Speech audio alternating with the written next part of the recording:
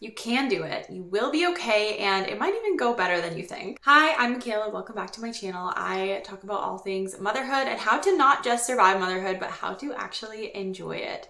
And let me just say, in this season, this early newborn season with 3 under 3, that belief that you can enjoy motherhood at every phase has been tested, as you can imagine. But overall, I give it a pretty good review. So I'm gonna get into a bit of a life update, how things have been going with 3 under 3.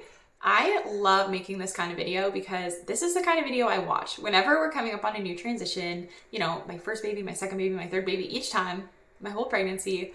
I love watching videos like this about the people who have gone before me through that transition. And really what I'm doing is trying to gather evidence that I can do it, that we're gonna be okay, that everything is going to work out. So if that's you right now, if you are, maybe you're pregnant with your second or your third, you're about to go through a big transition and that's why you're watching this, I just want you to know you can do it. You are going to be okay, and it might go better than you fear. I have been pleasantly surprised at every turn in motherhood, and for that I am very thankful. So I hope that will be your story as well. First, I'll share a few things that have surprised me throughout this transition. Then I'll share a few emotional tips for you as you adjust, and then I'll share some more practical tips. I was pleasantly surprised to discover that having a newborn this time around feels so second nature. Feeding and everything has been going really well. That's something I was nervous about, like relearning how to breastfeed with a newborn. You just never know how it's gonna go, right? But thankfully, everything about the newborn care aspect has felt so natural and so smooth. I kind of keep looking back and thinking, why did this feel so hard the first time around? But, you know, I don't blame myself for that. Our capacity grows as we need it. It's my third time having a newborn. I'm glad it feels more natural. I have been surprised by the way different kids adjust to a new sibling differently. When I had my second, I was reading all those new sibling tips, how to help your toddler adjust, and she did so well with it. She was 15 months old and she was so good at even being gentle with him and knowing how to interact with the baby, and I just figured, I'm the best mom ever. I followed all the tips perfectly. This time around, things have been a little bit different. People keep telling me that girls and boys adjust to a new sibling very differently, and that is absolutely true. My daughter, again this time, so smooth, so happy and eager to have a little sibling, and my son just took a little bit more time to get used to not being the baby of the family. It's taken more time for him to learn appropriate interaction with a baby, all that kind of stuff. All kids respond differently to a new sibling. Whenever someone asks me how things are going now that we have a third, I always tell them it's very up and down. The highs are higher and the lows are lower, and I think that's true anytime you add a kid. The great moments just get even better and the hard moments just get even harder, of course. It's a fair trade-off in my opinion. As you can imagine, with 3 kids that are so little, it does feel like someone constantly needs me. Whether it's a physical need, like the baby needs to be picked up or fed, or the toddlers need lunch or whatever it is, or it's more of an emotional, someone's having a hard time and we have to work through that together. I do just end the day feeling very tired, because from the time I wake up with my toddlers and give them breakfast to the time my baby finally goes to bed, which sometimes isn't until 9 or 10, it's been a long day. It's harder to just enjoy my kids as people and spending time with them when I'm constantly needed.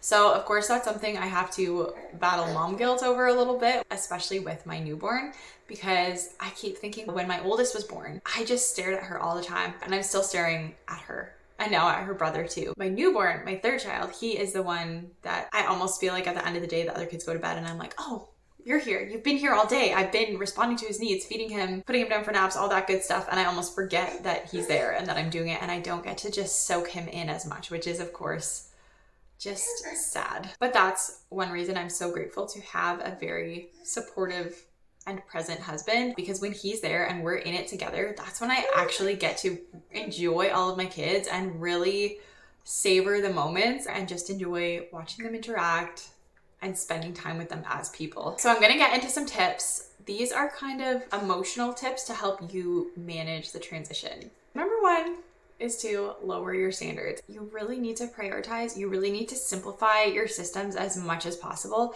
I have a full blog post I'll link where I go more in depth into this idea, But basically, I've simplified every system in our home as much as possible. I don't cook every night of the week. I batch meals so that we can eat them multiple nights in a row. I don't fold laundry. I haven't decorated our home because I don't want to keep up with a bunch of little knickknacks.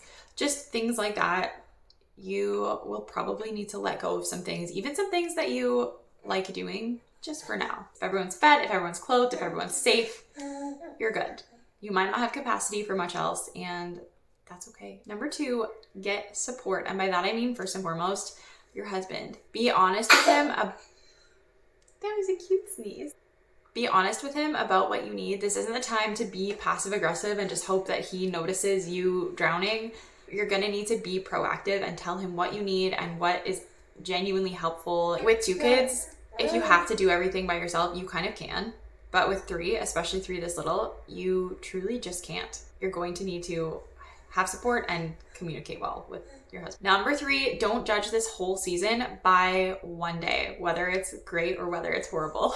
I feel like whenever I sit down to film a video like this, it's an especially hard day. I feel like I've just been kind of reaching the end of my rope more the last few days. But I know that these are hard days. It doesn't mean I need to write off this whole season and think it was a hard season overall, because it's a really good mix of amazing moments and, like I said, up and down. Amazing moments and hard moments. Tip number 4, have a loose structure to your days. I think I should do a whole video where I go in depth on this. I've been a stay-at-home mom since my oldest was born, and I've always had a structure to our days. Usually it loosely flows around naps, but we do the same things every day, and that helps me to feel more grounded, and I think it helps the kids a lot too, just to know that after breakfast we'll go on a walk, and then we'll eat lunch, and then we'll have quiet time. It helps them to loosely know what's going on, and it helps me a ton to have a loose structure. I make the rules, right? I can change it as I need to, but at least we all know a little bit what's gonna happen. Number 5, don't let mom guilt steal your joy. Like I said, I've been feeling that a little bit lately. My current newborn doesn't get the same level of care that my first did as a newborn. I always hear people say they wish they could be the mom they are to their first child. They wish they had their current level of knowledge and experience when they had their first. And it's so funny because I feel the opposite. Like, yes, I knew the least when I had my first child, but I was so present and available, and I had capacity to put so much thought into decisions. And now it's just a completely different feeling. And I can easily slip into feeling guilty that my youngest isn't getting the same level of care. I worry that my oldest is gonna feel frustrated that I'm not spending as much time with her as I could be. But we need to focus on what we can do and what we are doing for our kids instead of letting that mom guilt steal our joy. Number 6, minimize your stuff as much as possible before that kid comes. I thought I did this, and still I feel so annoyed by stuff lately, and yet I don't really have the time and capacity to do a big, huge declutter and purge. It is what it is for now, and I'm excited for when I have the capacity to declutter a little bit more. Number 7, prioritize rest.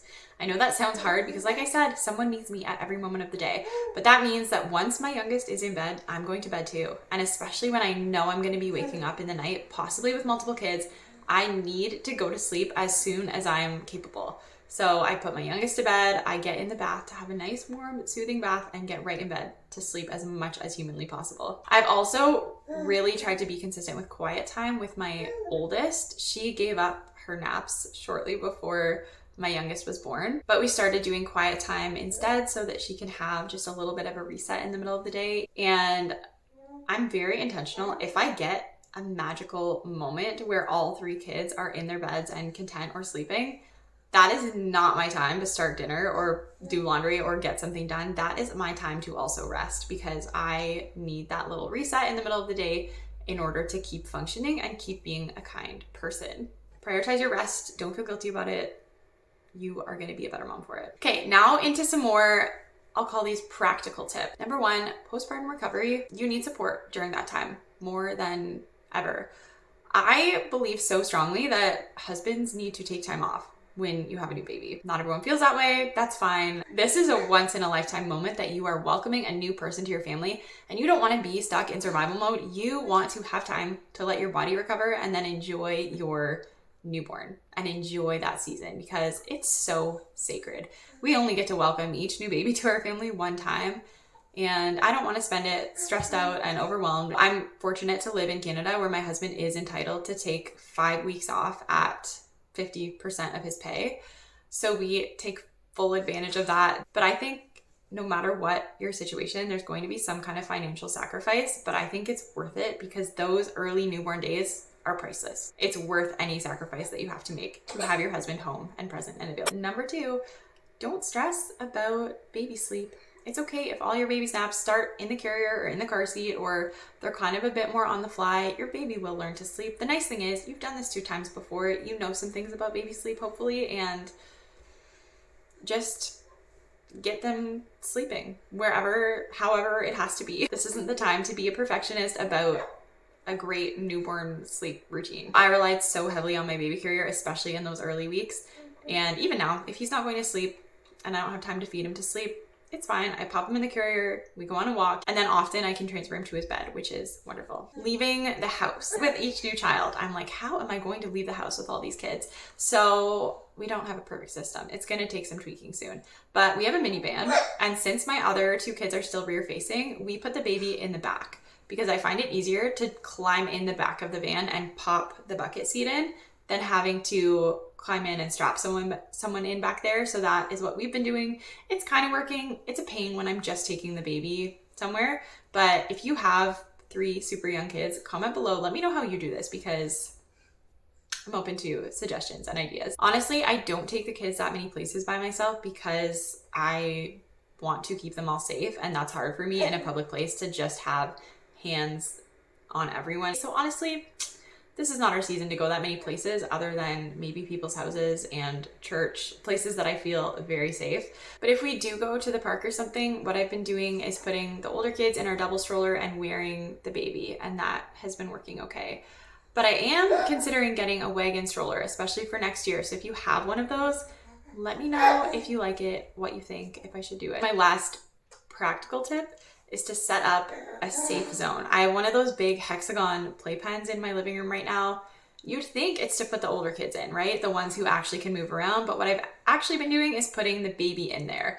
I'll put him in his bouncer or doing his tummy time in that big playpen, just so that if I need to be doing something in the kitchen, if I need to go pee, if I need to not be present for whatever reason, I know that he is safe in his little hexagon playpen and they're not going to be, trying to make him roll over or putting pillows on his head or something like that.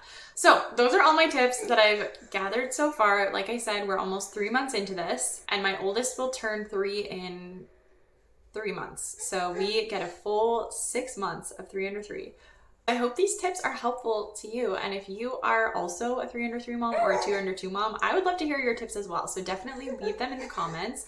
What has been essential for you going through the transition of welcoming a new child? Let me know your thoughts. If you want to stick around here, hit the subscribe button and send this to a friend that you think it could bless. Thanks for watching.